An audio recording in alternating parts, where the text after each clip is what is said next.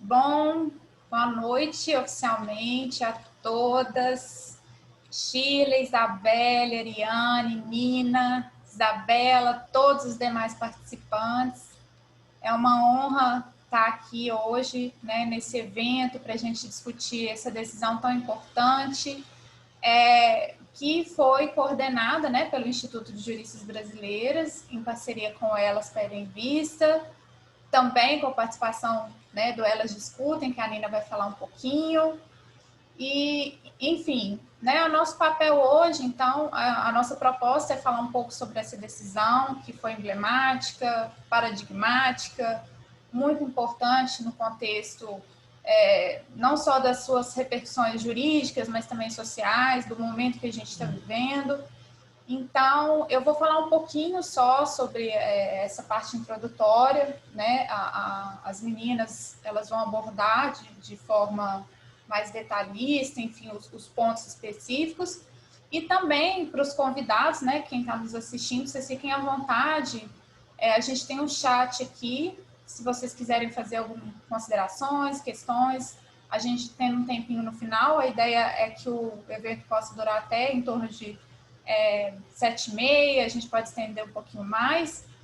E, bom, é isso. Então, a gente teve essa decisão aí recente do STF, né, declarando a inconstitucionalidade da incidência da contribuição previdenciária sobre o salário maternidade.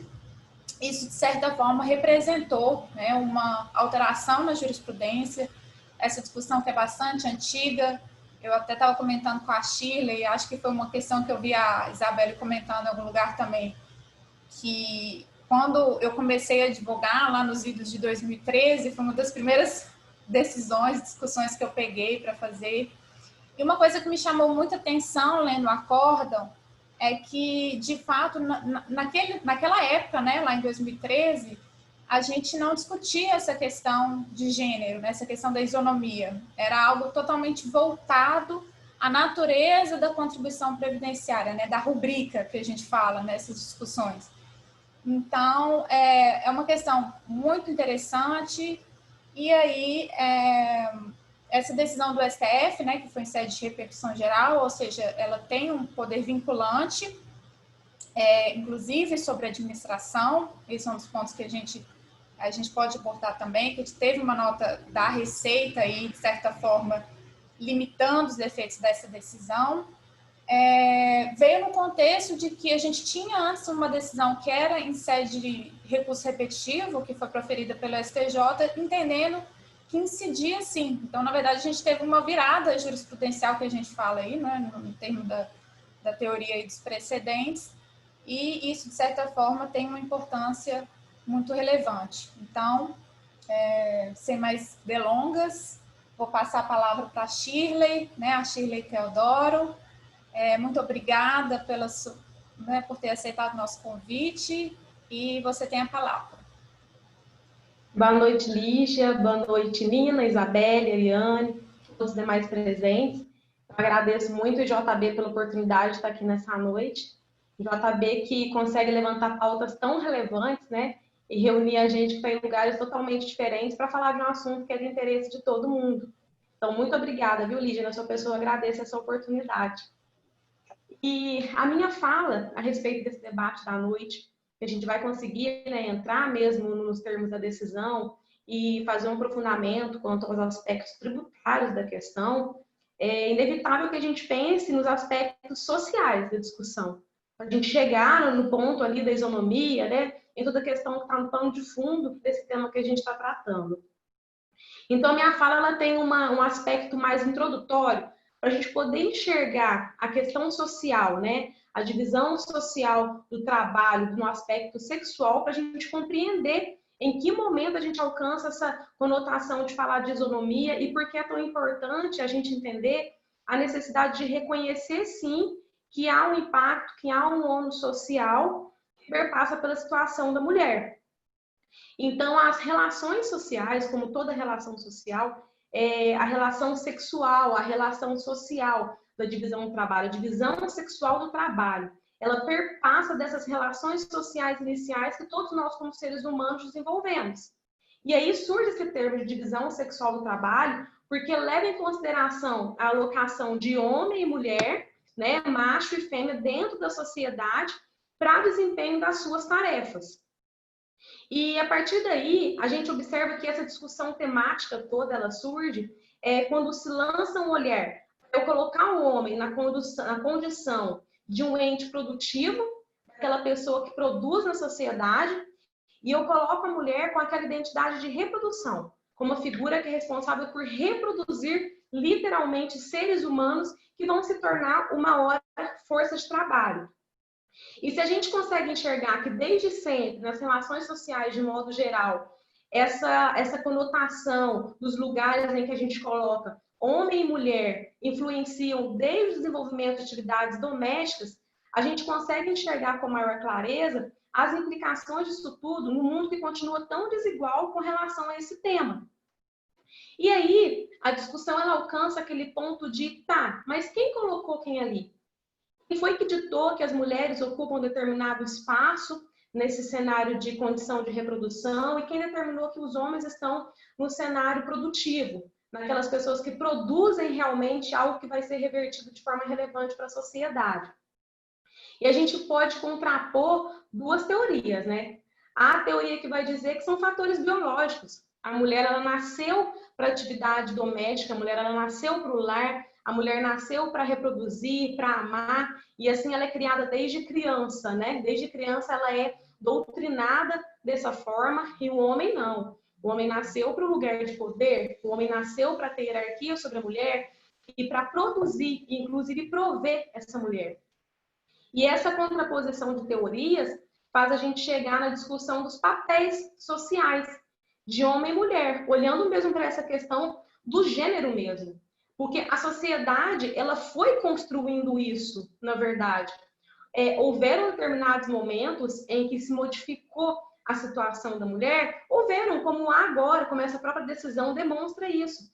Mas, faticamente, é um caminhar lento e repetitivo de colocar a mulher numa superposição e o homem naquela posição de produtividade que dá a ele, além de valores materiais mesmo, em razão da produtividade dele, outros valores sociais, de ser reconhecido mesmo como um sujeito de direito numa condição diferente da mulher, que por muitas vezes sempre foi vista naquela situação de subordinação. E essa vinculação da figura feminina ao trabalho doméstico, ela é uma construção que eu gosto de uma frase de uma autora que chama Anne Oakley, que ela fala o seguinte: o serviço doméstico, ele é irrelevante, ele é invisível, até que ele não seja feito. Todo mundo nota um serviço doméstico que não é feito. E a mulher sempre tratada naquela condição de preparada para o lar, muitas vezes esse próprio serviço doméstico foi insignificado.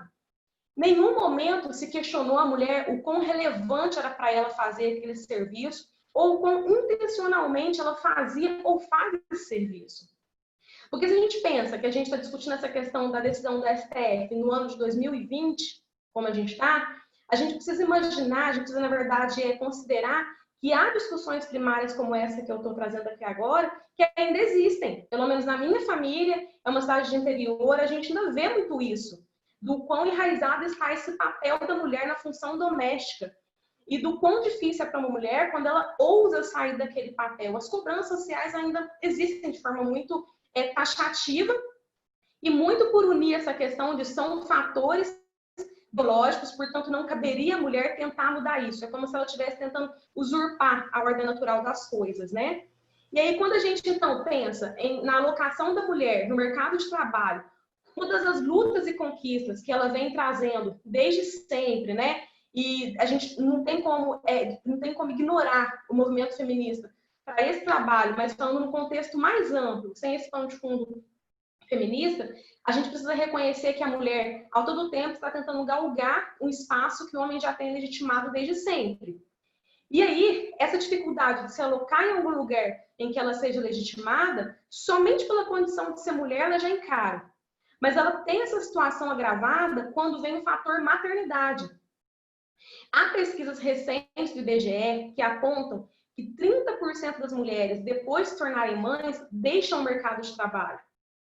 Outra pesquisa mostra que aquelas que permanecem, se permanecem, suportam uma diferença para menor com relação à remuneração dos homens, num patamar que pode alcançar até 45%. Mas a gente pode pensar, não, de forma alguma, afinal de contas, a mulher tem direito à estabilidade, ela tem o direito aos intervalos para alimentar o filho, ela tem direito a ter um ambiente salubre de trabalho enquanto gestante. Sim, são proteções jurídicas à condição de mãe. Mas a condição da mãe no mercado de trabalho, a condição da mulher enquanto mãe no mercado de trabalho. Isso a gente precisa observar que ainda está muito relegado para um plano subjetivo de uma empresa que tem uma política A, uma política B, que lança esse olhar sobre a mulher nesse espectro todo. Não entenda que é um problema da mulher, a escolha é dela, porque é indissociável pensar que esse papel reprodutivo continua sendo nosso. E ainda assim parece que a gente pede um favor quando a gente quer encontrar um tratamento que confira uma isonomia real para a gente dentro do mercado de trabalho. E por isso que a relação dessa questão da maternidade, da mulher no mercado de trabalho, quanto à tributação, ela é tão relevante. Porque se a gente pode pensar a tributação como instrumento de justiça fiscal, a gente pode começar a olhar de que forma tem influenciado para reforçar todos os estigmas e estereótipos que colocam a mulher numa situação muito mais criminalizada no mercado de trabalho. Então, como as minhas colegas vão discorrer mais à frente, acho que vai ser possível a gente aprofundar nessa reflexão, de observar o motivo pelo qual essas discussões ficaram por tanto tempo silenciadas nesse aspecto da tributação. Por que por tanto tempo a sociedade continua apontando, de repente, pequenos movimentos feministas, como discussões genéricas, e não olha para uma pauta muito mais ampla, em que a gente vai estar falando de justiça fiscal e, consequentemente, de justiça social. Então, eu vejo essa decisão que a gente tem em pauta hoje como uma oportunidade muito rica da gente ampliar um pouco o nosso horizonte e passar a enxergar em todas as oportunidades que a gente tem, quanto agente social mesmo, de promover discussão e debates, para enxergar o âmago da questão e dar pequenos passos, mas a gente alcançar, de fato, aquilo que a gente precisa. Então, eu concluo aqui minha fala introdutória e passo a palavra para minha colega, doutora Ariane. Obrigada, gente.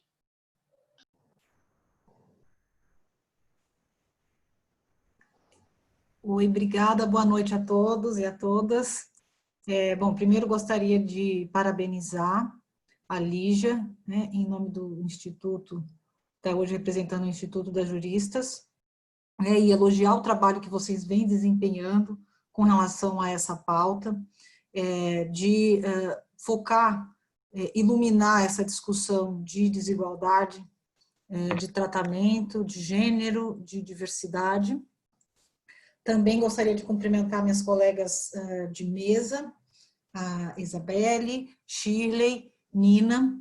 Nina também daqui a pouco vai compartilhar conosco o instituto, enfim, que ela agora lidera. E aí eu gostaria também de falar um pouquinho sobre o Elas Pedem Vista. Eu não sei se todos conhecem. Elas Pedem Vista é um instituto que foi criado há 1 ano e um pouco mais de 1 mês.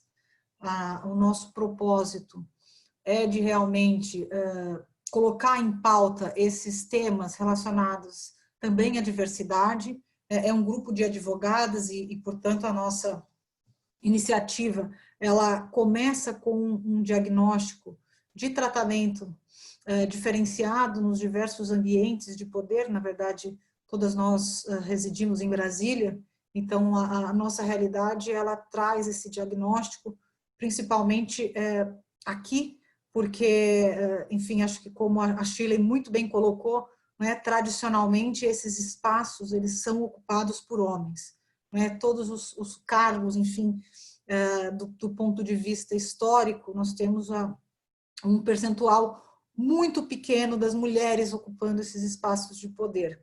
E isso, na verdade, ainda nós sabemos que é um caminho muito grande a ser trilhado para que isso não seja mais um problema para a sociedade. Então, só para colocar e pontuar aqui o objetivo da nossa associação tem feito vários eventos e existem vários eixos, né, que, na verdade, circundam esses assuntos. Então, Elas Pedem Vista, além de promover eventos do ponto de vista eminentemente técnico, que são temas, enfim, né, de todas as áreas do direito, a nossa pauta, em grande parte, está focada nesses assuntos interdisciplinares que se sobressaem ao direito e alcançam discussões do ponto de vista antropológico, filosófico, sociológico. Inclusive, a Nina faz parte de um grupo de estudo, de leitura, não é, que fizemos em parceria com Elas Pedem Vista, justamente para que nós tenhamos aí um aumento, uma melhora do repertório em relação a essa desigualdade que todas nós aqui vivenciamos todos os dias. Bom, uma vez apresentado Elas Pedem Vista, uma vez me apresentando aqui para todos, hoje me foi incumbida a missão de falar um pouco sobre o caso especificamente e as contribuições que os Amit Curiae tiveram em relação à disciplina aqui colocada na mesa, na pauta do Supremo Tribunal Federal. Então, acho que como a Lígia já colocou no começo e a Shirley narrou aqui para nós, essa discussão lá em 2013, quando a Lígia começou aqui a sua atividade no exercício de advogada, os argumentos que circundavam essa discussão, eles, na verdade, se centravam basicamente em 2 pontos, né? A natureza jurídica do salário maternidade, que diz respeito a um benefício previdenciário e que, portanto, ao ser um benefício previdenciário, ele não se acomodaria na materialidade da contribuição previdenciária prevista na Constituição Federal, expressamente no artigo 195, inciso 1º, a linha A. Materialidade essa que, na verdade, ela contempla basicamente duas bases aqui, né? Primeiro, a folha de salários, e aí, com o advento da emenda 20, nós temos um incremento dessa materialidade da contribuição previdenciária para incluir demais rendimentos do trabalho a qualquer título à pessoa física que preste serviço à pessoa jurídica, mesmo sem o vínculo empregatício. Então, o argumento colocado na mesa em relação a essas discussões sempre se centrou nesse primeiro foco do ponto de vista constitucional e também no ponto de vista da legislação, né? Nós temos a Lei 8.212, que também estabelece em alguns dispositivos que a incidência tributária ela só pode acontecer em relação a parcelas que remuneram o trabalho e que salário maternidade nós não teríamos um serviço prestado, portanto não estaríamos diante de uma verba remuneratória. E nós temos também a própria CLT, que diz que lá no artigo 457, né, que compreende-se como remuneração aquilo que é contra a prestação de serviço. Então, se nós não temos um serviço sendo prestado, por óbvio, por consequência lógica, o salário maternidade não poderia ser tributado. E desde então, né, pegando aqui o marco temporal que a Lígia colocou, de 2013 para cá, né, nós tivemos algumas decisões nos tribunais superiores, principalmente no Superior Tribunal de Justiça, que, na verdade, afastaram a incidência da contribuição previdenciária com esse viés, com esse olhar, né? Ou seja, aconteceu isso com o abono depois de 15 dias que a gente tinha, e aí permaneceu a discussão ali dos 15 dias em que o empregador fazia o pagamento. Então, uma série de outros benefícios, eles acabaram tendo ali a incidência afastada do ponto de vista aqui dos tribunais. Ainda não estávamos ainda no Supremo Tribunal Federal.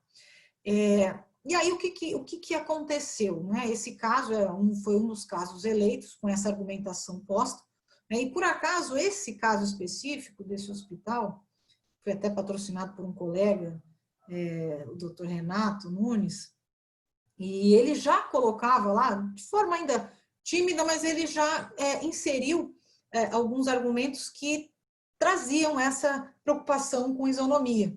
Então, ele abriu um capítulo numa das suas peças para endereçar justamente a violação à isonomia. E aí endereça os argumentos, né, justamente nessa linha de que a gente estaria, na verdade, aí chega a fazer um retrospecto, né, que, na verdade, esse assunto do salário maternidade, nós temos um corte muito importante que aconteceu em 74, com a Lei 6.136, em que a Previdência Social ela passa a assumir o ônus do pagamento do salário maternidade. E que, na verdade, a razão de ser dessa mudança legislativa foi justamente para não ter ou procurar eliminar uma diferenciação do ponto de vista do empregador para que não se tornasse demasiadamente oneroso para ele manter uma mulher na condição aqui do exercício da sua maternidade nos primeiros meses do bebê. Então, nós tivemos aqui essa decisão legislativa, que, na verdade, deu esse primeiro passo em relação ao assunto. E, na verdade, esse ponto coincide com algumas diretrizes internacionais, principalmente da OIT, né, que, na verdade, essas diretrizes traziam justamente esse endereçamento, essa sugestão, né, do ponto de vista do direito internacional, diretriz, como é mais utilizada a terminologia, para estabelecer esse tipo de tratamento normativo. E desde então, né, nós temos aí essa discussão posta, porque ainda ficou o resíduo da tributação em relação a esse salário maternidade. É importante dizer o seguinte, né, que nós temos, né, fazendo uma nota de rodapé aqui do ponto de vista tributário, comparado a outros países do mundo, a carga tributária brasileira sobre a folha de salário é uma das mais altas do mundo. Isso, claro, tem algumas implicações, né, porque, de outro lado, a nossa fonte para a Previdência Social ainda continua a ser a tributação da folha, né, isso está em discussão, acho que nós temos aí várias discussões para saber se essa escolha, essa política tributária é a mais adequada, principalmente do ponto de vista da empregabilidade ou não, mas eu estou dando um retrato, um dado estatístico que é justamente esse, né, ou seja, de medir a carga tributária e entender como é que essa carga tributária ela é redistribuída entre as materialidades. Então, basicamente, no estudo da OCDE, ele elenca, né, as 4 principais materialidades passíveis de tributação, e aí nós temos a folha de salário, nós temos a renda, nós temos o consumo e nós temos a propriedade. E por incrível que pareça, a nossa carga tributária já é uma das 30 maiores do mundo, mas do ponto de vista da folha, ela realmente ela ocupa o pódio em relação aos outros países. Então, isso significa que nós não estamos falando aqui só necessariamente de um impacto na contribuição previdenciária, né? Existem outros tributos que também acabam onerando essa realidade aqui de folha. E aí, inclusive, o advogado, ele faz um exemplo, né? Ele até usa, fala, olha, como é uma decisão difícil, né? Às vezes o empregador, ele não tem um número tão volumoso assim de empregados, né? Ele tem lá a sua contribuição previdenciária mensal a pagar e a contribuição a terceiros também, e ele vai fazer conta aí, e assim, qualquer situação, né, de crise que afete o negócio, ele vai ser obrigado a pensar, e aí ele fala, estou me despindo aqui de qualquer juízo de valor, e diz isso de forma muito clara.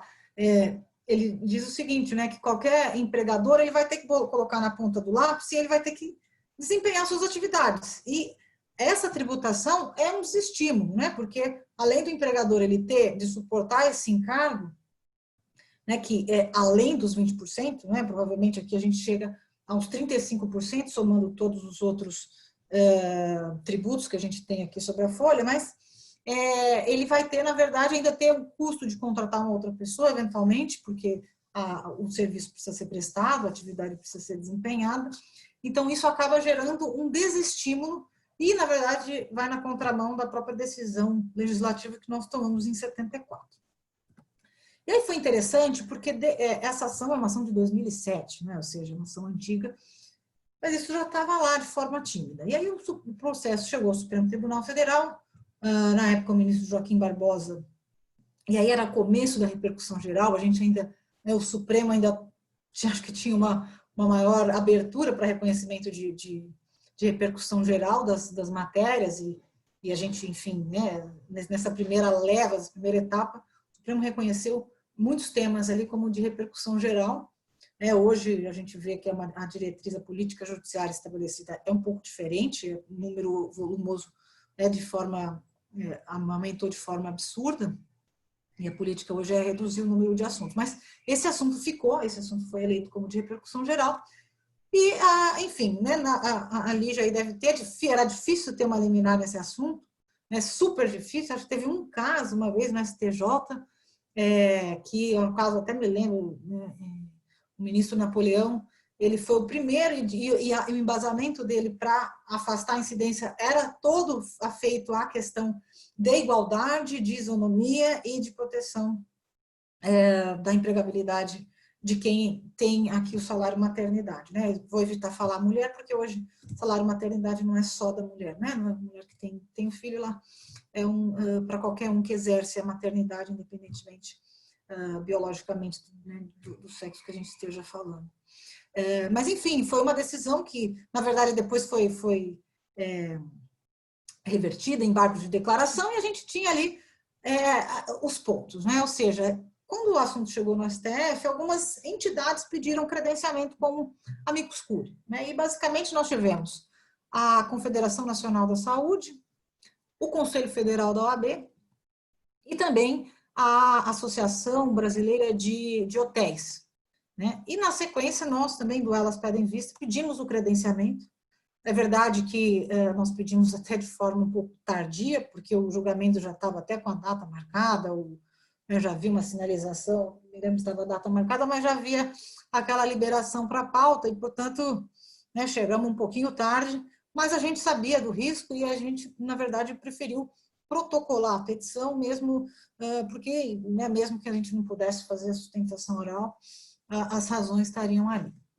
E aí, basicamente, a CN Saúde, ela fez todo o contexto tributário, né, que já estava no processo, enfim, trouxe elementos ali só de reforço, e ela também endereçou algumas questões, e essas foram as primeiras relacionadas aqui ao mercado de trabalho, né? A CN Saúde, ela, na verdade, tem um contexto aqui de mulheres, uma empregabilidade de mulheres relevante, né, no setor de saúde. Inclusive, tem algumas discussões até que tiveram também na pauta do Supremo em relação ao setor de saúde, a contratação de mulheres em ambientes insalubres, uma decisão até que foi tanto quanto polêmica, e, na verdade, ainda, pelo que eu tenho conhecimento, está endereçada no Ministério da Economia, enfim. Mas aí, o que a CN Saúde ela colocou? Né? Eu tirei aqui uma frase do que eles citaram, que eu achei super interessante. Né? Ela fala o seguinte, que a tributação do salário maternidade pela contribuição previdenciária patronal é, aspas, um pé do Estado a comprimir a jugular das mulheres, reforçando o preconceito e a discriminação. E aí ela tece todos os argumentos relacionados a isso, né, e muito focada aqui no campo constitucional, né, ela levantou todos os dispositivos da Constituição que tratavam, seja dessa questão da igualdade de homens e mulheres, seja da proteção aqui da gestante, da maternidade, do mercado de trabalho, e aí a própria proteção do mercado em relação ao trabalho da mulher especificamente, mediante incentivos específicos, né, isso está expressamente consignado na Constituição Federal, como um compromisso social assumido lá em 88, e portanto, aqui uma norma com eficácia plena. E, claro, nos termos da lei, a gente tem, né, toda a discussão, e também a proibição de diferença de salários, e aqui, por mais que a gente não esteja falando de salários propriamente dito, a gente trata aqui da repercussão no salário como um todo. Então, a CN Saúde discorreu nessa linha. O Conselho Federal também da OAB trouxe algumas contribuições também, né, dizendo aqui, basicamente, acho que coloca o seguinte, né, necessidade de eliminação de desigualdade na tributação do trabalho de homens e mulheres. E aí coloca justamente esse ponto. Aí nós tivemos a Associação também dos Hotéis, que também traz um pouco do contexto do que eles experimentam em relação a esse assunto.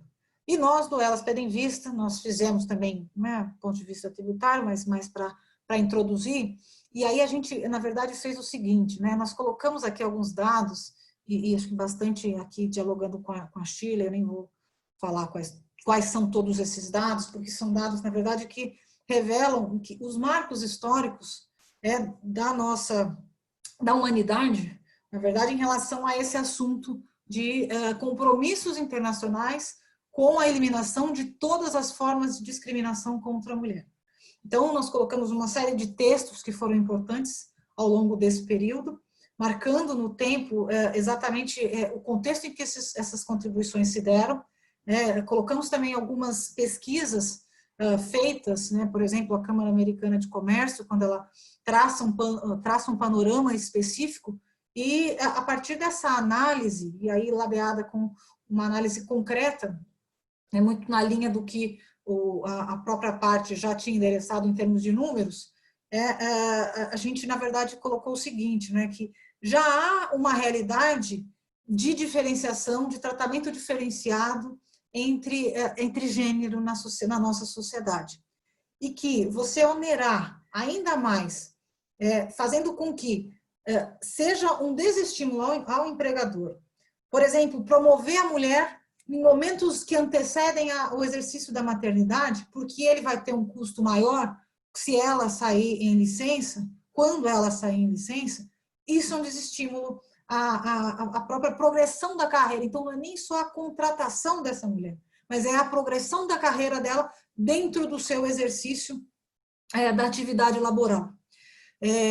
Fizemos aqui algumas construções, citamos a nossa amiga, a professora Cristine Petter, que trata do constitucionalismo sob uma perspectiva feminista, né, e do porquê que seria importante uma contribuição aqui só de mulheres. Então, nós fizemos essa contribuição dessa forma, né, ou seja, olhando o lugar de fala, né, justamente de quem experimenta essa realidade a partir aqui da coleta desses dados. Então, basicamente, foram essas as contribuições. Eu também não quero me alongar mais do que eu já me alonguei, Lígia, desculpe até por isso, mas eu deixo aqui as outras contribuições para falar quando tivermos aí a segunda rodada. Muito obrigada. Muito obrigada, Eliane. Eu estava tentando falar antes, mas meu áudio estava mutado. Tive a apresentação formal, né, de todas vocês, mas a gente optou por fazer esse evento nesse formato mais, digamos assim, mais informal, sem muitas questões, mas é importante falar que, assim, uma questão relevante do ponto de vista dessa oportunidade é que cada uma está num local diferente. Então, a Ariane, ela, né, reside em Brasília, é advogada, é doutora em Direito aí pelo CEUB. A Shirley é minha conterrânea lá de Minas, de Varginha, pós-graduada em Direito Tributário, integrante das comissões da OAB. A Nina, né, ela reside no Rio/Brasília, então tem essa questão, né, de deslocamento, que a gente está tendo essa oportunidade de escutar, de compor essa mesa com cada um num local diferente. E a Isabelle, né, que é a já conhecida aí do IJB, também que é advogada, professora em Belo Horizonte. Então, me desculpem, porque eu, como, né, mediadora, teria que fazer essa apresentação inicial, mas realmente passou despercebido. E aí, uma questão muito importante, né, que foi colocada, e eu lembro que só fazendo, antes de passar a palavra, né, para a Nina e posteriormente para a Isabelle, que eu estava vendo lembro quando saiu essa decisão, eu estava lendo as reportagens, os dados, e eu não me recordo se foi, mas eu acho que foi no Sebrae que saiu um levantamento de que grande parte do empreendedorismo feminino ele advém do fato de que as mulheres que estão no mercado formal, elas engravidam e depois, né, tem essa taxa que foi colocada, elas não conseguem mais essa recolocação, então elas têm que sair desse mercado formal e elas são meio que obrigadas a começar o empreendedorismo. Então, em síntese, esse levantamento fez que as mulheres, via de regra, elas adentram nesse ambiente do empreendedorismo não por vontade própria, mas por uma necessidade decorrente dessas situações no mercado. E aí eu queria, passando a palavra para a Nina, que ela vai comentar mais a respeito da decisão em si, né, da decisão do voto vencedor. Uma questão que eu acho que é importante a gente falar aqui também, que o direito tributário, ele por muito, ele permeia essa questão da pureza, né, dos institutos tributários. Então, eu achei até interessante na leitura dos votos também, isso inclusive uma questão que está no voto contrário, muitas vezes a gente tem resistência em adentrar em certas discussões no âmbito tributário como se elas fossem à parte. Então, olha, não, o direito tributário ele está aqui dentro da sua pureza, da sua rigidez, da sua taxatividade, né, que é um preceito muito caro ao direito tributário, mas eu achei muito interessante isso, uma questão, né, pessoal, que foi uma decisão que ela, de certa forma, ela quebra esse paradigma da pureza, e mostra de forma muito clara como que o direito tributário está, sim, relacionado a essas questões sociais. E, enfim, né, isso está muito ligado a essa questão das matrizes epistemológicas do direito, isso está uma discussão aqui gigantesca, mas eu acho interessante porque, de fato, a meu ver, essa decisão ela rompe com esse mito, digamos, da pureza, né? E o direito tributário, sim, ele interfere, né? As questões, as políticas tributárias, elas interferem de forma indutora o mercado em si, e essa decisão é uma prova muito clara disso, né? Assim, os dados que são colocados por trás dessa decisão, eles demonstram como há essa interferência. Então, eu queria fazer essa observação para, eventualmente, ter a consideração de vocês, da Nina, da Isabelle, sobre esse ponto, essa questão, né, de que, de certa forma, a doutrina coloca essas questões meio apartada, né? Como se fosse, não vamos misturar as coisas, né? Então, passa a palavra aí para a Nina, para as suas considerações. É isso. Bom, boa noite. Muito obrigada, Lígia, pela parte. Acho que vai contribuir muito para o debate. Obrigada, Ariane, pelo contato, enfim, por ter feito a interface com o IJB. Obrigada, Shirley. Obrigada, Isabelle. Estou muito honrada de debater esse tema aqui só com mulheres. E assim, eu vou ser bem sincera e vou falar em tom de desabafo. Eu estou um pouco cansada, sabe, do direito sendo escrito numa mesa de pôquer. Então, eu acho que iniciativas como essa têm que ser cada vez mais comuns, como tem sido ultimamente, né? E louvadas e engrandecidas na sua essência mesmo. Não só pelo tema em si, que já traz assim, a gente para o debate, mas que a gente tem capacidade de debater qualquer questão técnica, né? Seja ela ligada a gênero ou não. Como a Ari já adiantou, eu também sou cofundadora de um coletivo jurídico feminista. É interessante, né, porque tem toda uma carga quando a gente fala que é um coletivo jurídico feminista. As pessoas acham que a gente vai sair por aí queimando sutiã. Às vezes sim, né? Quem sabe, se precisar. Chama Elas Discutem. Foi iniciado por mim e pela Raquel Andrade, que é uma grande amiga minha, também tributarista, mas a gente não está presa à questão do direito tributário.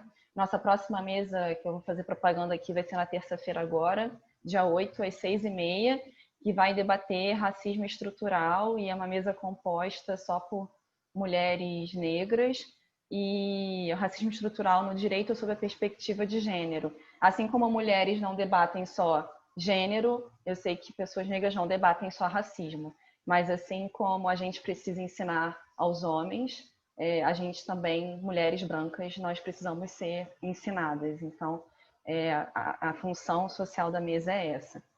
Então, já deixo o convite a todas, e, enfim, em relação já pegando a parte da Lígia, meu projeto de tese, né, do doutorado, que eu comecei agora na UERJ, ele vai criticar, um dos pontos, né, de crítica é justamente esse distanciamento do direito tributário e dos direitos humanos, né, dos direitos fundamentais. Porque quando a gente fala em isonomia, em igualdade, a gente pensa, né, no mundo tributário na isonomia do 152 da Constituição. Então, foi até interessante porque eu fiz uma apresentação sobre repercussão geral em matéria tributária e deixaram comigo um tema que era segurança jurídica e isonomia. E aí eu falei desse tema.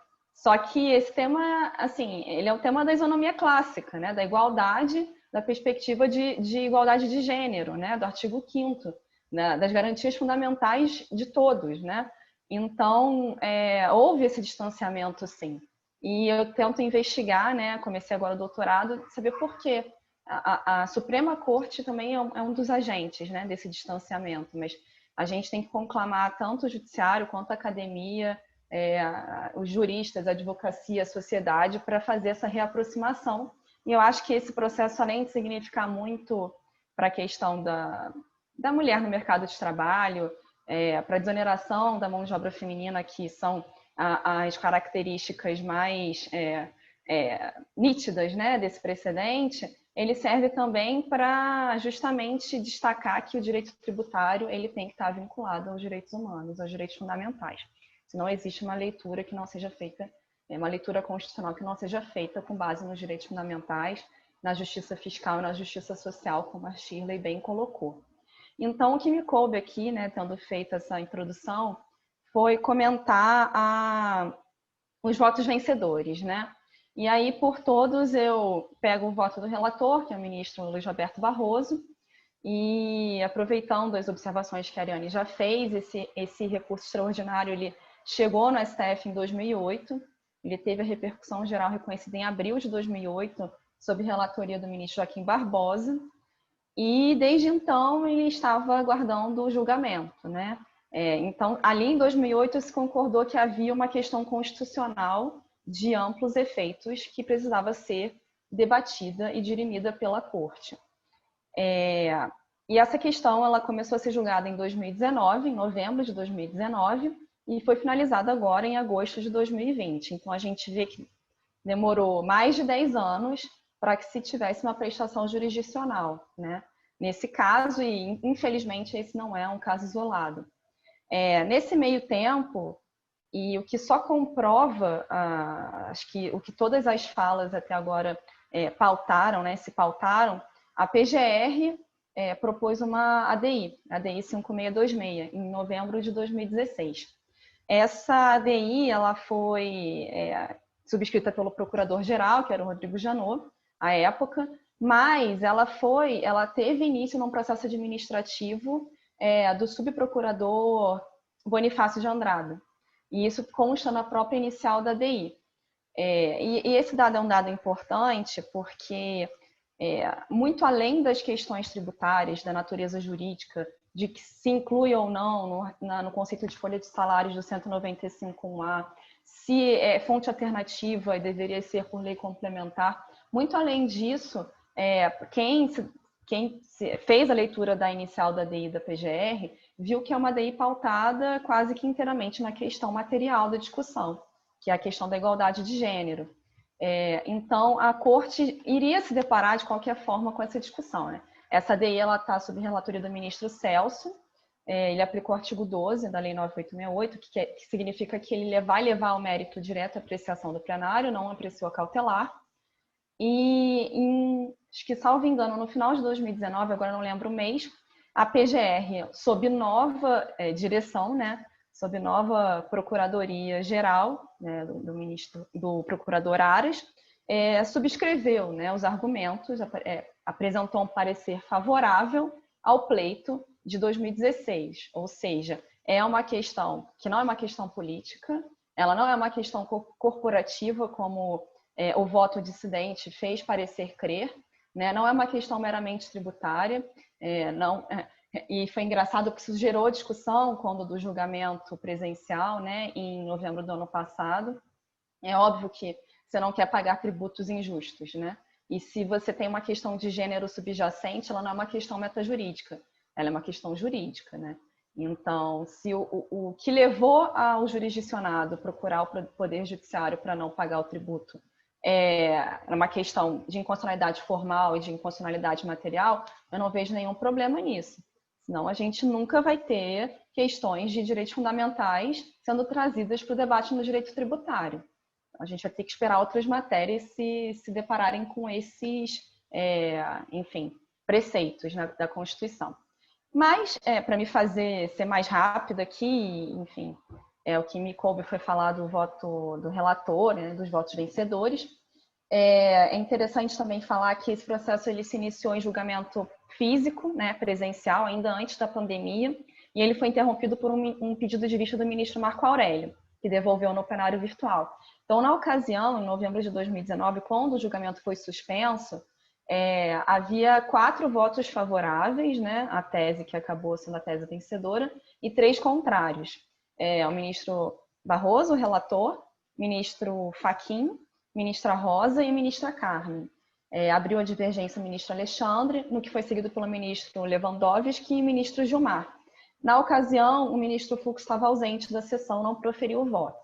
Então, ele foi suspenso num 4-3, foi devolvido no final de junho, logo antes do recesso. O julgamento se estendeu até agosto, né, por conta do recesso. O ambiente virtual tem que considerar os dias, né, de afastamento. E o ministro Marco Aurélio trouxe um voto vista, seguindo o ministro relator. O ministro Fux votou no mesmo sentido do relator, o ministro Celso também, e o julgamento acabou 7-4. O ministro Toffoli, que não havia votado na ocasião do julgamento presencial, seguiu a divergência. Enfim, eu não vou ficar me apegando aqui a miudezas. O que eu quero destacar é que o voto vencedor ele se fundamentou em 2 pilares, em 2 pressupostos, né, que é a inconstitucionalidade formal, que ainda para quem veja um óbice processual para a questão material, a questão formal, ela para mim parece insuperável, uma vez que há uma natureza clara de benefício previdenciário, e isso fica bastante... ninguém nunca contradisse isso, na verdade, né? O que se dizia é que ele era um benefício previdenciário porque na década de 70 a Previdência Social teve que passar a arcar e nunca deixou de ter natureza salarial. Isso para mim sempre parece uma contradição em termos.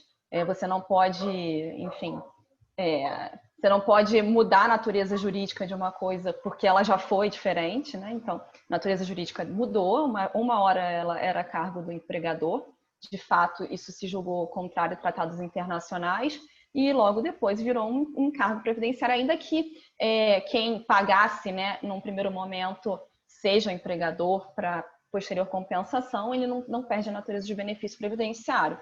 E é interessante deixar claro aqui que ele é o único benefício previdenciário que sofria, né, incidência da contribuição previdenciária. Eu lembro que o procurador, na época,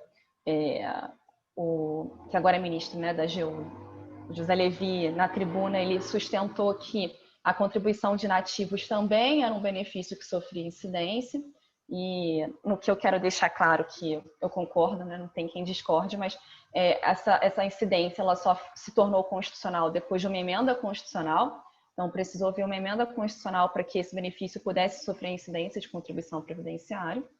Então, até o momento, o que se tinha era o salário maternidade como único benefício, com uma oneração legal, né, instituída por lei ordinária.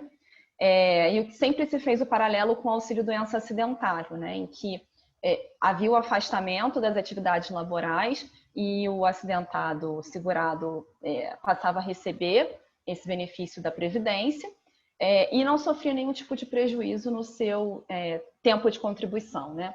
Então, e também não sofria incidência tributária. Então, nesse paralelo, fica clara a natureza de benefício, ela está expressa na 8213, então, assim, isso não se discute.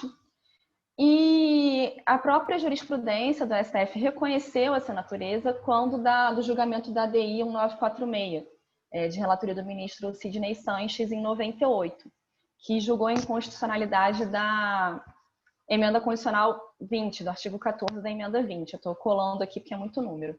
O que esse dispositivo dizia? Que aquilo que superasse o teto do RGPS ficaria a cargo do empregador. Então, o salário maternidade ele tem que refletir o salário original da empregada, né, que ela ganha comumente, mas o que a emenda dizia era que o que superasse o teto do RGPS ficaria a cargo do empregador. E nesse precedente, o STF disse que não, isso seria devolver o ônus que já havia sido afastado do empregador, né, na década de 70, e tirar, né, desnaturar a natureza jurídica de benefício do salário maternidade. Então, há um precedente claro no sentido de que é um benefício previdenciário. Então, esse foi o primeiro ponto do voto, né? É um benefício.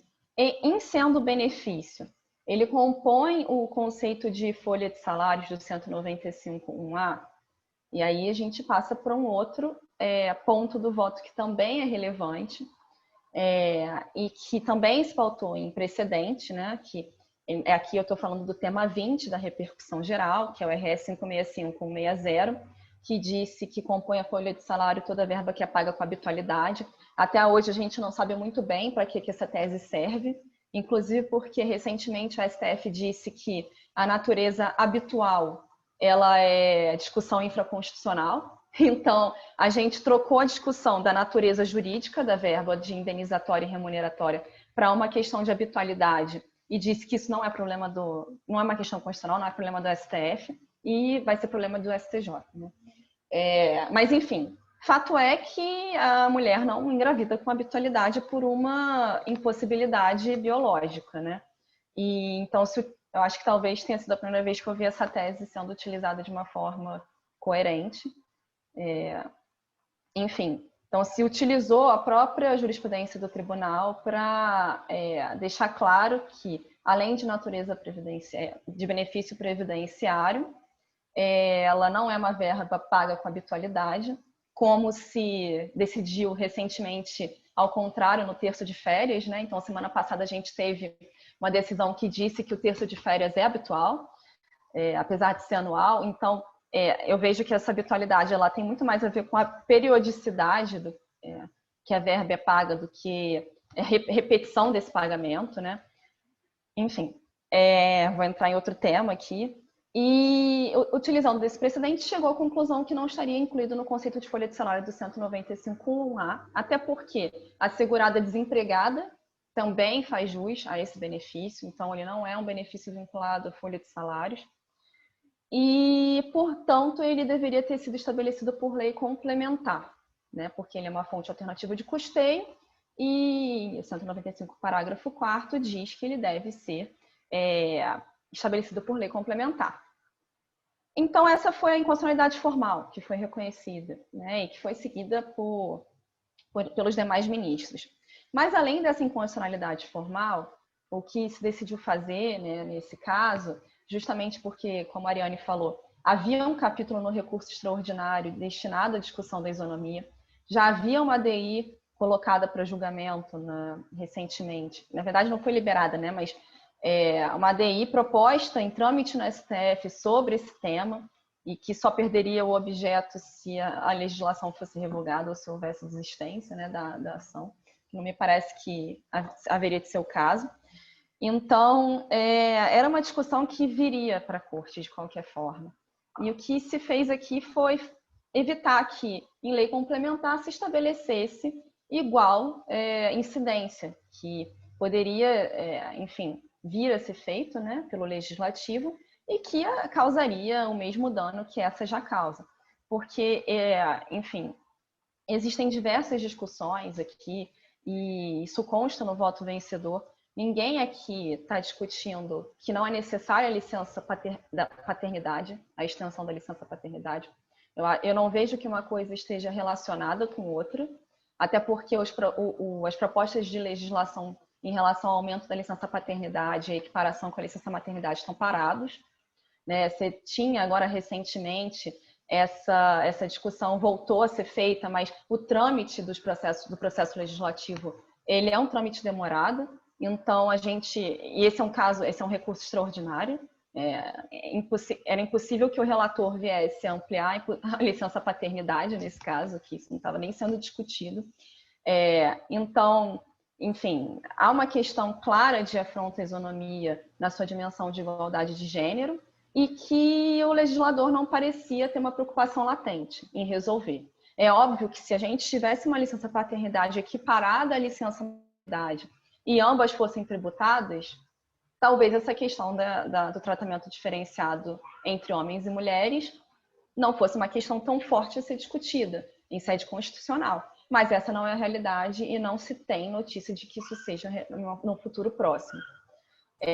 Então, enfim, Nina, pode falar. Licença, só te falar assim, por conta do tempo, se você puder finalizar aí em torno de 5 minutos? Claro, a gente ter os debates eu já estou terminando aqui. Eu não vou falar dos números que já foram debatidos, né? Porque são números muito... que não é possível que a gente refute, né? Os números da desigualdade de gênero no mercado de trabalho são enormes. O que se tentou depender da leitura do voto é que eles afetam principalmente mulheres pobres e negras, que são mulheres que engravidam mais, e não, coincidentemente, como você mesmo falou, Lígia, o empreendedorismo feminino ele cresce porque as mulheres não encontram espaço para maternidade no mercado de trabalho formal, né, seletista, com vínculo de subordinação, e isso é bastante preocupante. Além disso, enfim, há diversos precedentes da STF que protegem a mulher gestante, como a remarcação de concursos públicos durante a gestação.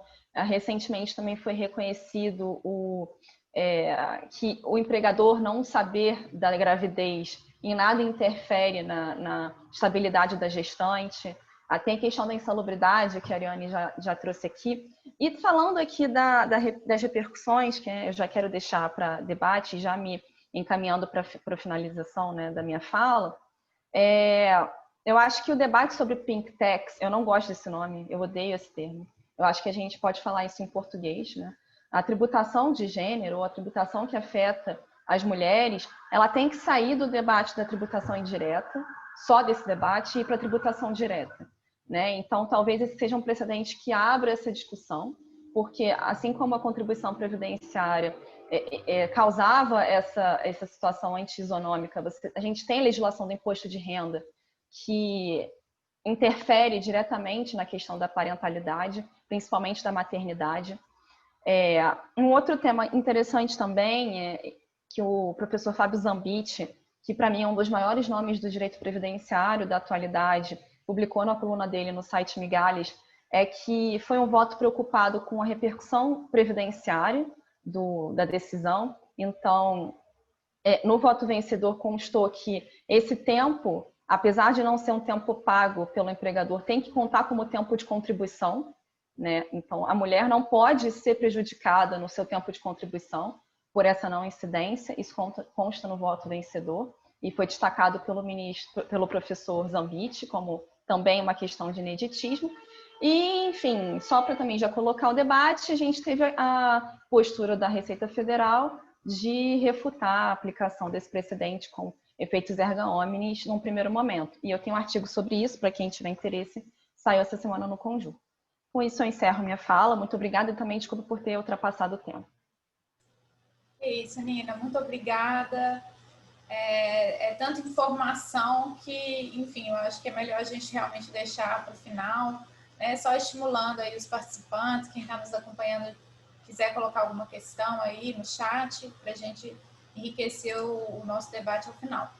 Então, agora eu passar a palavra para a Isabelle, né? Isabelle, eu acho que assim como a Nina participa de um grupo específico de estudos de tributação em gênero, ela, né, posso falar que de todas aqui que eu já conhecia, que eu tenho um contato maior com a Isabelle, já, né, por ser minha conterrânea também de Belo Horizonte, porque apesar de morar em Vitória, eu sou mineira, e, enfim, compartilhamos aí o mesmo orientador aí de dissertação. A Isabelle defendeu agora há pouco também, falou especificamente sobre tributação em gênero, mas caberá a ela fazer os contrapontos, né, falando um pouquinho do voto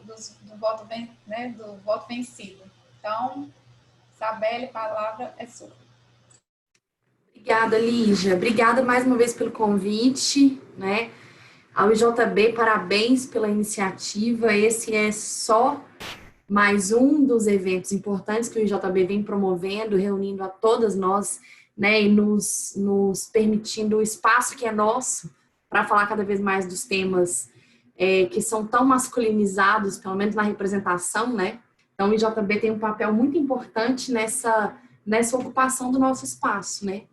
E especialmente preocupado com a diversidade. Então, não se trata só de mulheres, se trata também das interseccionalidades, mulheres negras também, de que feminismo que nós falamos, etc.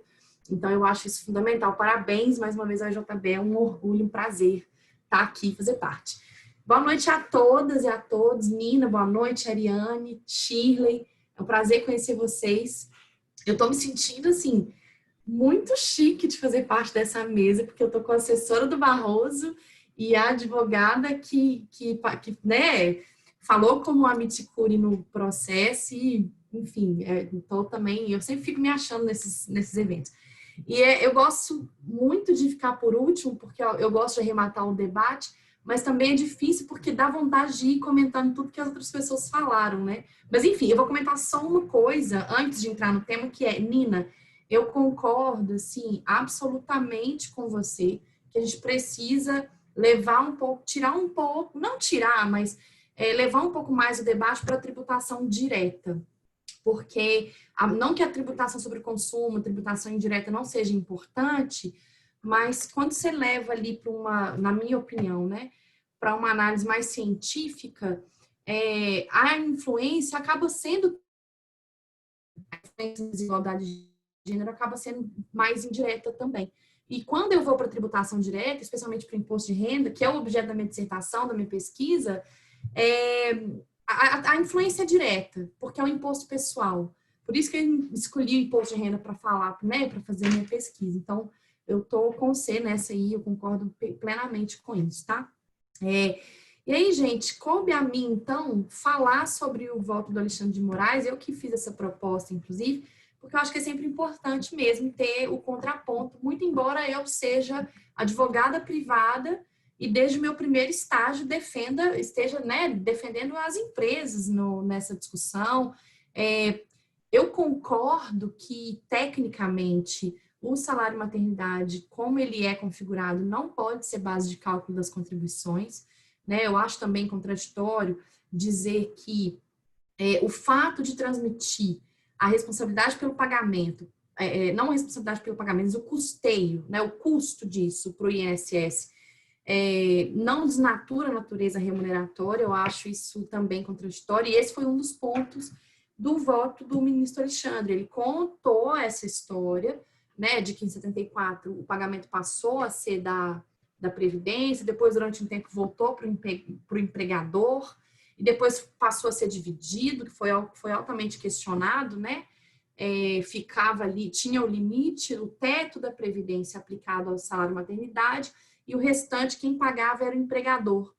E aí o empregador também questionou isso, né, no judiciário, chegou no STF, e a decisão foi de que isso, dividir esse custeio, né, tornaria mais cara a contratação da mulher, e isso sim provocaria uma desigualdade de gênero no mercado de trabalho.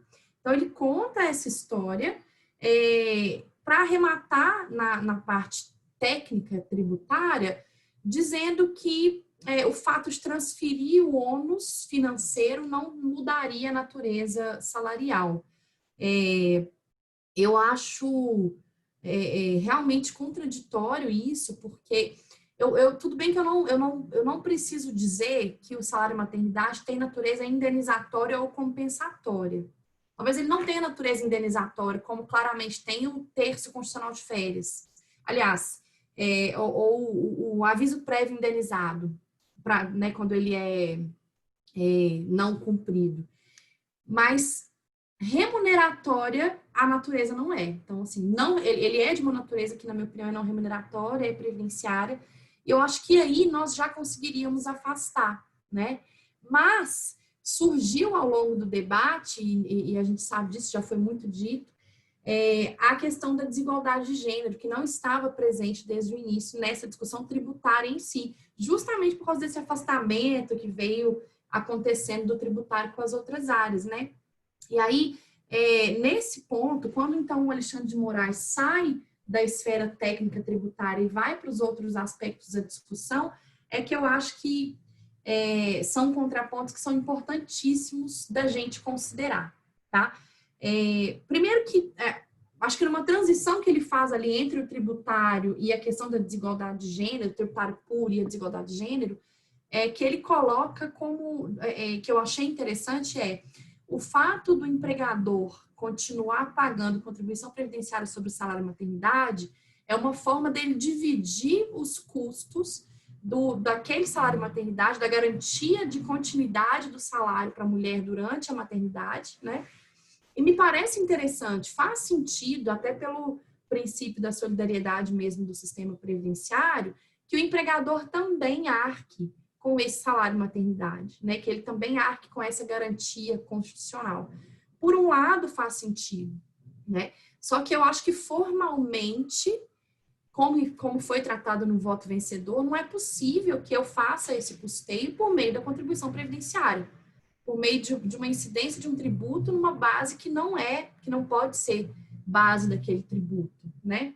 Por outro lado, dividir esse custo, eu iria contra as orientações da OIT, da Organização Internacional do Trabalho, quando eles estabeleceram que o empregador não deve custear essas garantias de salário da mulher gestante, né? Da mulher mãe, na verdade, enquanto mãe. Mas isso puxa, então, a reflexão para os outros contrapontos que ele traz, que aí ele começa, na minha opinião, fazendo uma grande alfinetada, na verdade, para o setor empresarial, que vocês, empresários, no fundo, não estão querendo saber da mulher, vocês não querem saber de igualdade de gênero. Vocês são grandes capitalistas que querem pagar menos imposto. Isso é o que está por trás de toda a discussão. E é muito bonito você vir falar de desigualdade de gênero.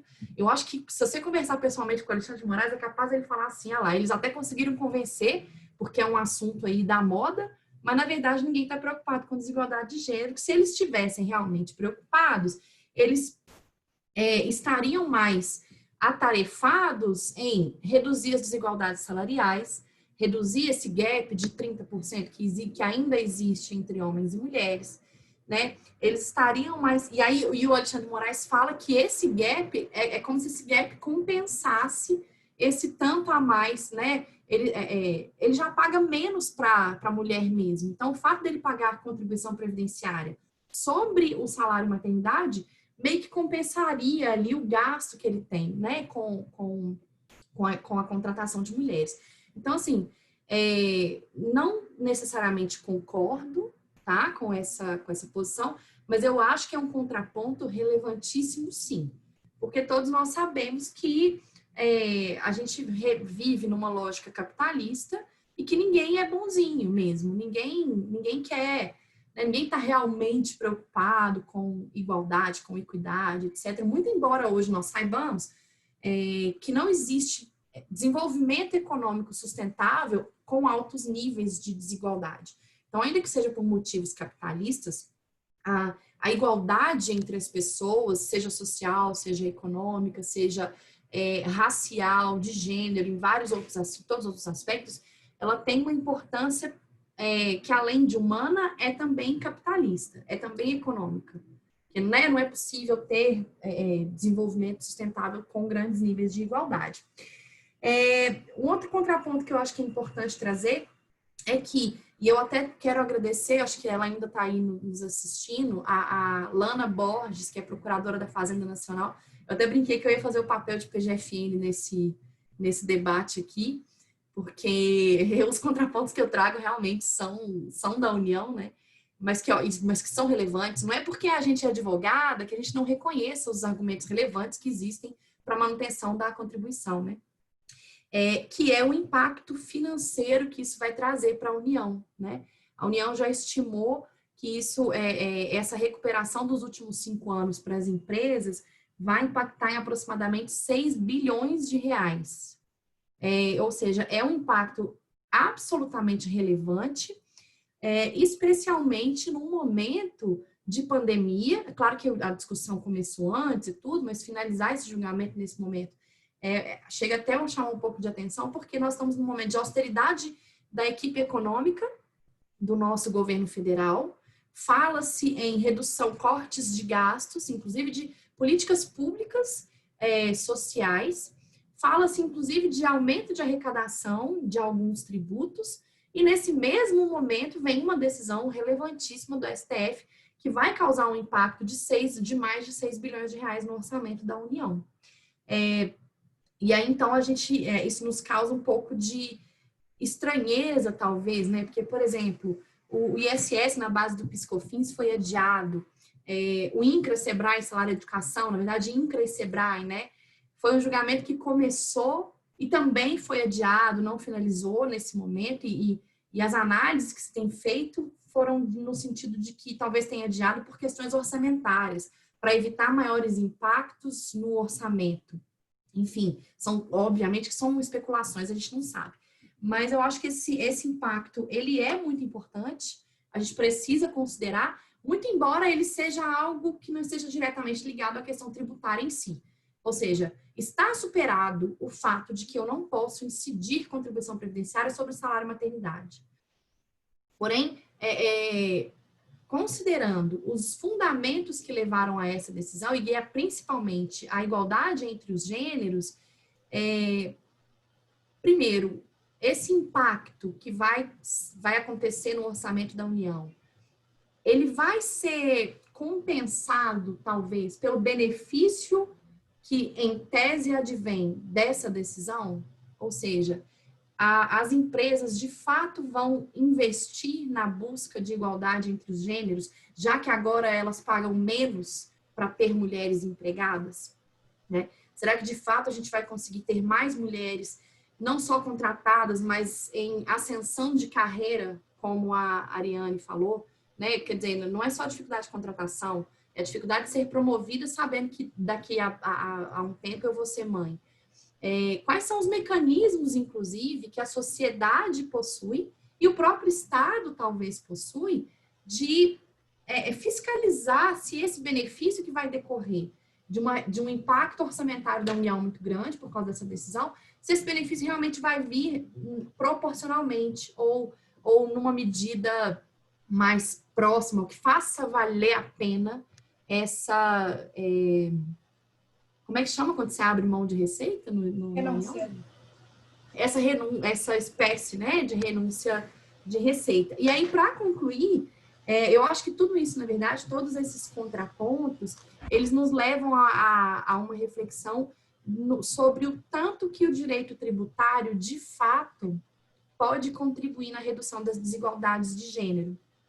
Isso foi uma pergunta que eu me fiz o tempo todo durante a pesquisa, e muitas vezes eu cheguei a conclusões no sentido de que outras políticas públicas, né, como, por exemplo, destinação de recursos para a criação de creches de confiança e qualidade, para que as mães tenham com quem deixar os seus filhos e possam ir ao mercado de trabalho com mais tranquilidade. Ou outras políticas públicas de redução, como o aumento da licença paternidade, né, uma licença parental dividida, muito embora, como a Mariane falou hoje, não seja só mulheres, mas no aspecto biológico, sim, o pai ainda tem 5 dias de salário de paternidade, e a mãe tem os 120 dias. Inclusive, a licença adoção, né, de 120 dias para homens ou mulheres que adotem crianças.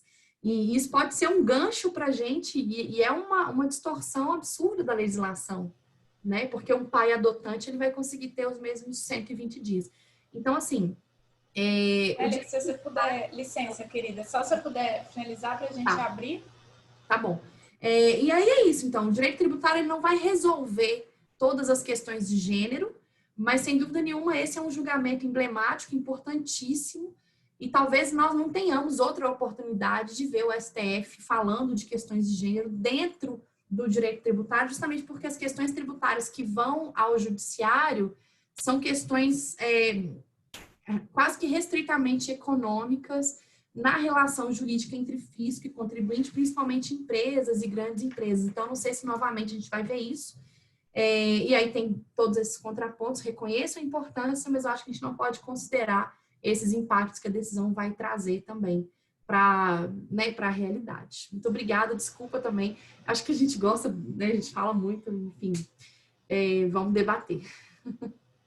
Muito obrigada pela sua fala. Teve alguns comentários que foram colocados aqui no chat, mas uma questão importante que até na fala da Nina, né, eu vim pensando muito, quando eu estava estudando, escrevendo uma dissertação, uma base muito importante para mim, que eu acredito que a Nina deva estar também trabalhando agora na tese dela, foi o professor, né, o ilustre Ricardo Lobo Torres, né, que foi um dos grandes, como vão colocar, idealistas dessa questão, dessa aproximação, né, entre direitos humanos e direito tributário. E acho que essa, talvez, eu penso que realmente, assim, em termos de eficácia, né, o impacto, tem todo um impacto fiscal, um impacto financeiro dessa decisão, mas talvez, eu fico refletindo sobre né, a extensão macro, né, dessa decisão do STF, é que ela introduziu, reinseriu essa discussão, né, dos direitos humanos, do gênero na pauta tributária, algo que era muito tímida, né? Eu acho que existia existe até um certo preconceito em relação a essas questões, né? As pessoas que estão trabalhando esses temas, então acho assim relevantíssimo para a academia, especialmente nesse contexto que a gente vem falando de reforma tributária.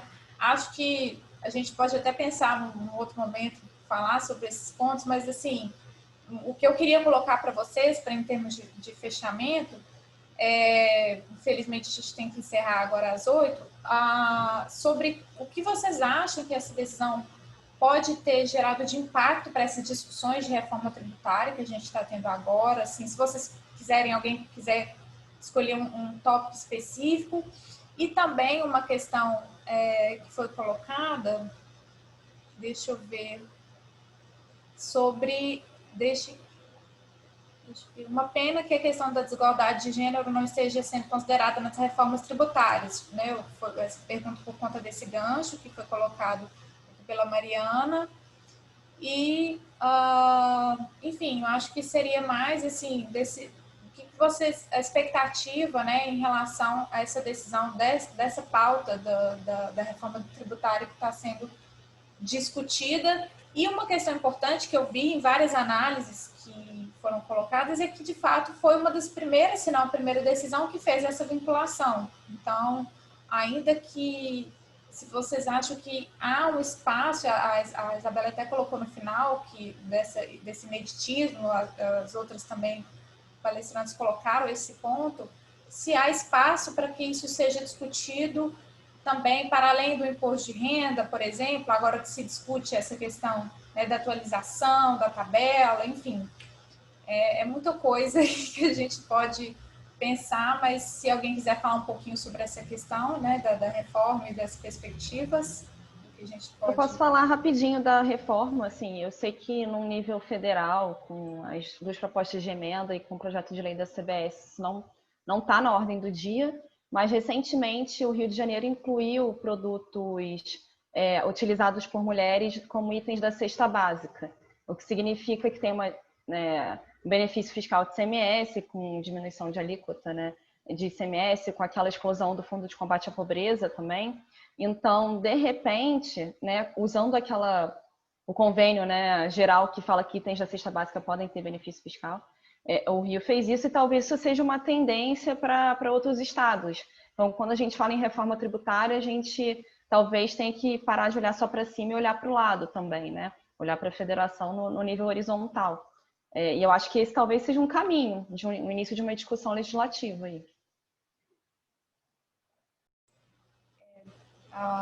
Alguém mais? Uma questão que eu fiquei pensando também ao longo do debate, que é muito importante, é que essa discussão da tributária, ela perpassa necessariamente a questão de representatividade no âmbito do Congresso. Então, hoje, toda a legislação que a gente tem, ela basicamente ela é definida e estruturada por homens. Então, talvez essa decisão, ela também reforce mais a necessidade de estimular a participação da mulher no âmbito legislativo, tendo em vista que é o legislativo, né, prima facie, que faz e estrutura essas políticas, inclusive tributárias. Então, eu acho que talvez um legado importante também seja reforçando, principalmente nesse momento que a gente tem muitos coletivos de mulheres que estão, de certa forma, estimulando a participação da mulher na participação da política, né? Então, eu acho que esse cenário que a gente tem, né, de tudo que a gente colocou aqui, dos desafios, necessariamente é muito importante que o direito, que o judiciário intervenha nessas situações mais emblemáticas, mas, de fato, é muito importante, até pelo princípio, né, democrático da participação, que isso seja também tratado no âmbito de políticas públicas e que, de fato, são estruturadas pelo legislativo. Então, enfim, alguém mais quer fazer algum comentário? Só um comentário, acho que na linha aqui, até abrindo um pouco mais a meu ver, e aí concordando integralmente com a colocação da Mariana, o assunto, enfim, o endereçamento que nós pretendemos fazer para a reforma tributária, ele, na verdade, ele tem o potencial de agravar ainda mais certas desigualdades. E isso, na verdade, eu estou falando aqui com base em alguns estudos e até usando um pouco aqui a leitura que a ministra Regina Helena Costa fez dos textos e com base muito na argumentação que ela sempre defende da capacidade contributiva. Não é que, na verdade, você usar uma alíquota única, né, você reforça o custo em relação àqueles que não teriam ou não têm esses recursos para fazer frente ao suporte desse incremento tributário. E digo isso porque o governo expressamente disse que qualquer aumento de carga tributária, a solução é repassar no preço, né? E ao colocar isso dessa forma, até sem nenhum, enfim, claro que aí a resposta econômica que vem sendo posta, mas ao colocar isso dessa forma, a meu ver, até fria, isso, na verdade, diz justamente essa despreocupação com o tratamento mais adequado àqueles que consomem A, B ou C, né? Lembrando que, do ponto de vista de fruição de direitos fundamentais, né, que acho que é o estudo que você faz, Lígia, e que a Nina agora se propõe a fazer no doutorado, a fruição de direitos fundamentais, ela não se dá de outra forma que não pelo consumo, né, do ponto de vista lato.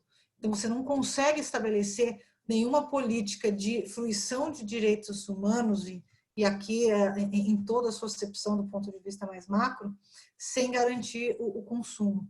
Então, na verdade, me parece que esse assunto está sendo absolutamente relegado nas discussões, e até quando a gente olha para a discussão da própria reformulação do imposto de renda, tem um endereçamento ou outro aqui, por exemplo, buscando a tributação de dividendos, que, né, enfim, em alguma medida tentando compensar com uma redução na carga tributária da pessoa jurídica, que poderia ser aqui uma frente, né, mas acho que o debate ainda é muito incipiente, e eu gostaria, Isabelle, de ler muito o seu texto que você produziu no âmbito acadêmico.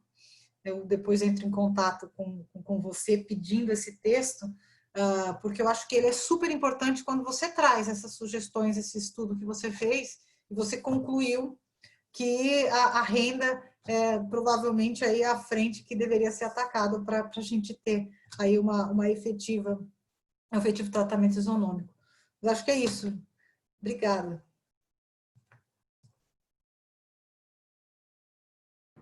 Sobre a minha dissertação, eu estou adaptando ela para poder virar livro. Vou mandar, claro, né? Mandei hoje para a Nina até.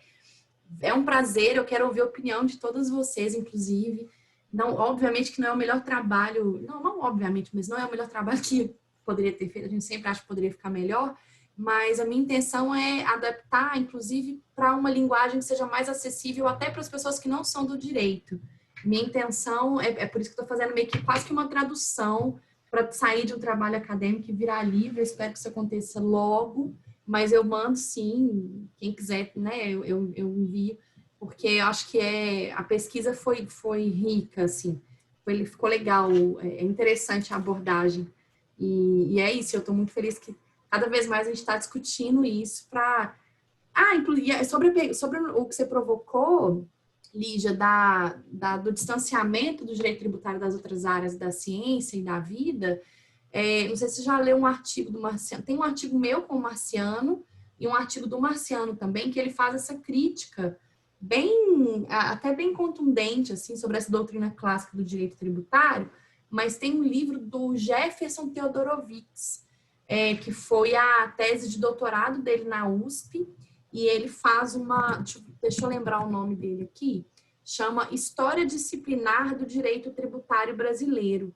Ele vai ali desde da década de 40, 50, quando a gente tinha Baleiro, o Ataliba, enfim, os primeiros que eles tinham um diálogo muito grande entre o tributário e o financeiro, e aí depois foi passando pelas escolas paulistas, né, que é a USP e a PUC de São Paulo, com Paulo de Barros Carvalho e outros tributaristas ali daquela geração, e foi criando esse distanciamento, essa busca de uma pureza, um avanço keuseniano e filosófico do direito no direito tributário. E aí o Marciano, ele critica isso de maneira bem contundente, assim, um trabalho interessante de olhar para quem está fazendo essa incursão aí nesses movimentos. O Marciano fala que, assim, teoria pura do direito tributário, para quem, assim, né? Porque fala que é keuseniano na hora de falar de incidência tributária, que aí o tributo só pode incidir sobre as bases estritamente previstas constitucionalmente. Mas quando vai analisar, por exemplo, temas como isenção, não tem tanta pureza assim, e aí traz outros temas da ciência, do direito. Enfim, é uma crítica bem interessante de se considerar isso aí. Gente, muito obrigada, agradeço imensamente. Acho que a Shirley queria falar, não? Shirley, você quer fazer algum comentário? Não, era só uma frasezinha que eu ia falar, na fala da Isabelle, que ela falou do impacto financeiro, né? E realmente a gente pensar assim, o quão caro custa todo esse distanciamento do direito tributário dos demais ramos, né, do direito, dos direitos sociais, porque a conta, quando chega, é muito cara, né? E ela vai ser paga de alguma forma. Então, era só isso que eu ia comentar. Obrigada, Denise. Excelente, ainda mais no contexto do nosso país, né, Shirley? Se fosse, enfim. Meninas, muito obrigada, né? Agradeço de coração a Ariane, Shirley, Nina, Isabelle e a Isabela por estar no suporte aqui nos ajudando, a todos que participaram. Esse foi só um primeiro, né? Agradecemos a paciência de vocês nessa sexta-feira à noite, agora todos poderão sextar. E, enfim, muito obrigada. Se vocês quiserem alguma contribuição ao nosso instituto, entrem nas nossas redes sociais, Instituto de Juristas Brasileiras, no Elas Pedem Vista, que é esse coletivo excelente, no Elas Discutem também, vamos endossar essas causas e, enfim, né, esperamos vocês nos nossos próximos eventos. Muito obrigada a todos e a todas e uma boa noite, bom final de semana. Obrigada. Obrigada, gente. Valeu. Boa noite, tchau, tchau. Boa noite, muito obrigada.